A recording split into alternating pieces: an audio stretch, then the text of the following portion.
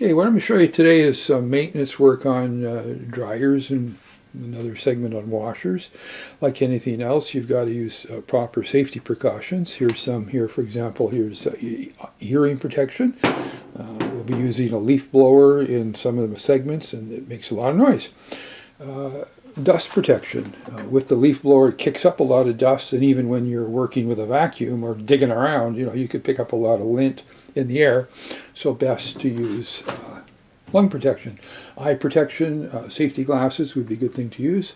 We find using a headlight, either this low-cost one or this fancy schmancy one, which my son got me, which has got a battery in the back. And, these work great to be able to see what you're doing. But even wearing it on your head, you'll find there'll be times where you'll take it off and use it to move it around inside the dryer to see what you're doing.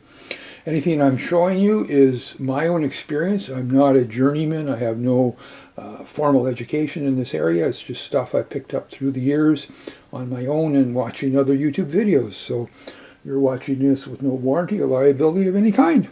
So, of course, as everybody has their circuit panels labeled with every circuit, and so here's the dryer, and I turn off the dryer power.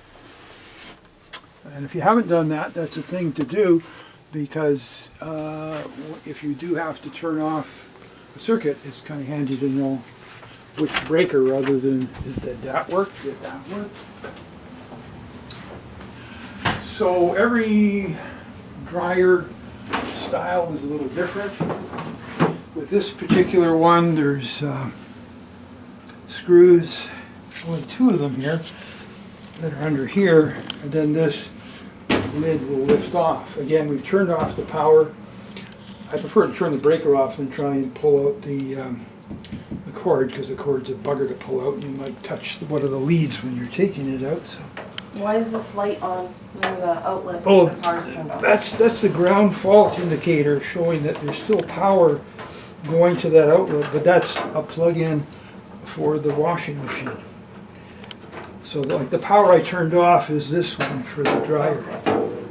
And I know it's off because I had the breaker properly labeled, and there was a light on inside the dryer that's now off. So okay, you took out the screws. In this case there are two. Put them somewhere where you're not going to lose them. Over here. With this particular dryer, this cover is hinged along here, and it just lifts up and then comes out. Any special technique to lift it up? With this one, no. Just note that every dryer is different, and if you don't feel comfortable doing it, don't do it. But with this one, there's a couple of tabs here that cover slide into. Like this is upside down, but when the cover goes down, that tab goes into this slot, so you don't want to go bending that or anything. Okay. Okay.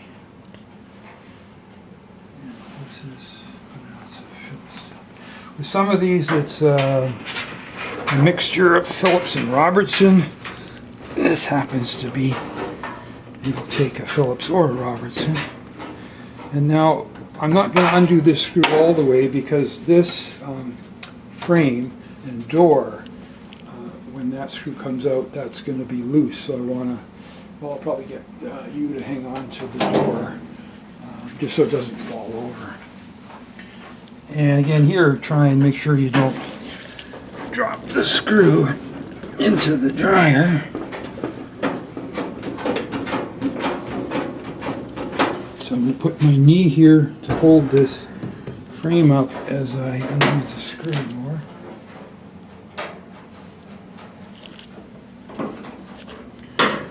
And get the screw out. Now this side, same thing, and it's not heavy, it's just that, it's got some, pull it over if you didn't watch. So I got these two screws out, and again, I'll put them somewhere where I can find them later.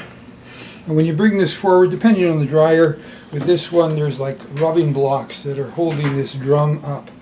Maybe here and here, so when you slide this out, the drum's going to settle down. So warning label here. Take that out. So I'm going to lift the drum up a bit and then slide this out and lower it down.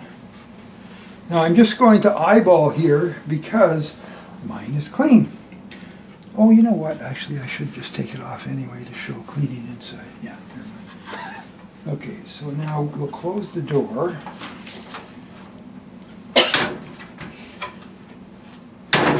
Depending on the age of your dryer, every so often you may have to change out these rubbing blocks. These are these little plastic things here. It looks like there's some crappy lint on there, so you can clean that off. There's no one there. But I'm going to swing this away, making sure I don't stretch those wires there. And then I'll get you to shoot inside here to see if there's any accumulation of lint. I'll get you to hang on to this. And I'm going to get a light in there. Oops. And you can see some lint. There's not a lot, but there's some. So I'm going to get the vacuum and clean that out. And this here is where, when I first took this apart many years ago, it was just a pile of hard lint there. Now there's none. So obviously whatever I'm doing is working. Here's the fan. That, you know, the dryer and the fan are on a pulley. And every so often this pulley will break.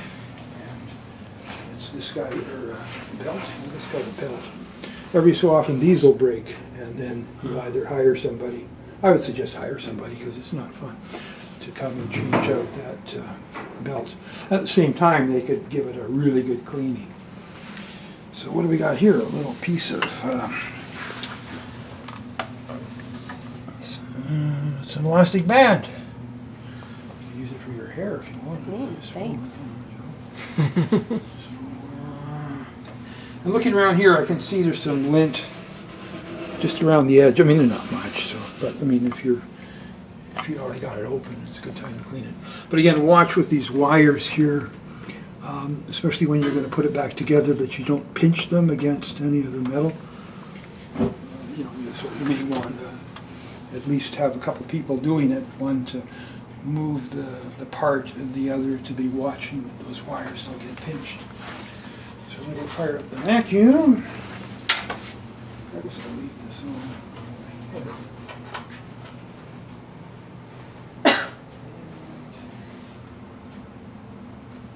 So it's interesting, like the dust, it didn't seem to affect us two guys, but it did seem to affect you. Maybe your coffee. Oh, I have a cold. Oh, that's why.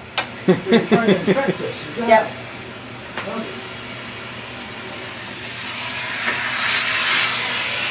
So another hint is when you're working on the dryer, don't work with somebody with a cold.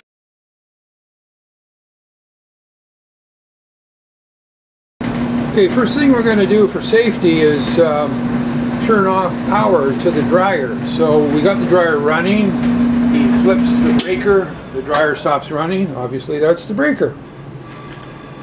But always be careful to do that because you're working with electricity which can kill you or maim you.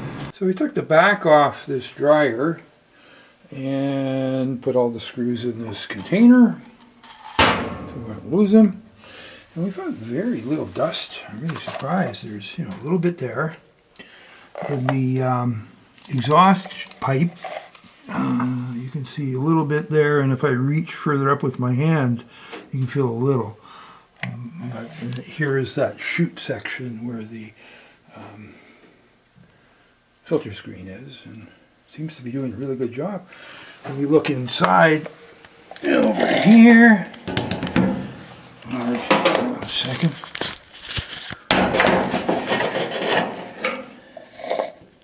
There's just a little bit, nothing to speak of. I mean, we'll vacuum it out, but this thing's really clean.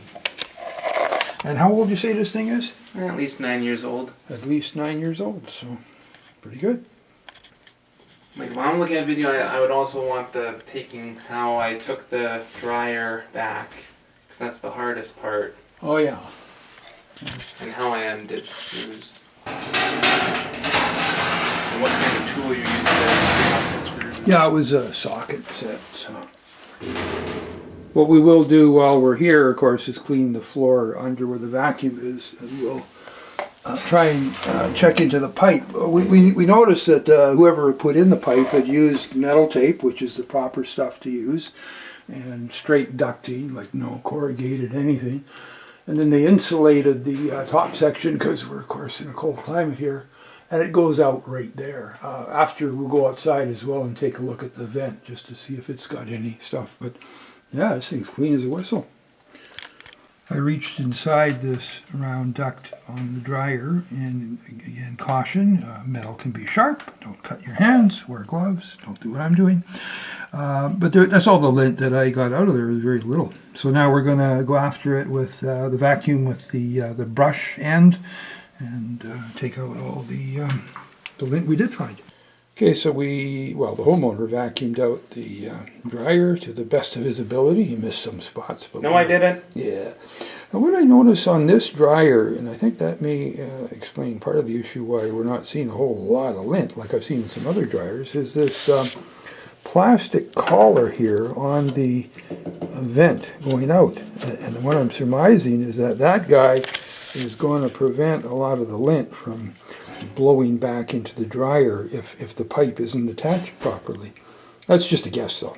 Anyway, so we put this metal back hinged in the middle there, and we had to pry it a bit to get it to fit over the exhaust vent.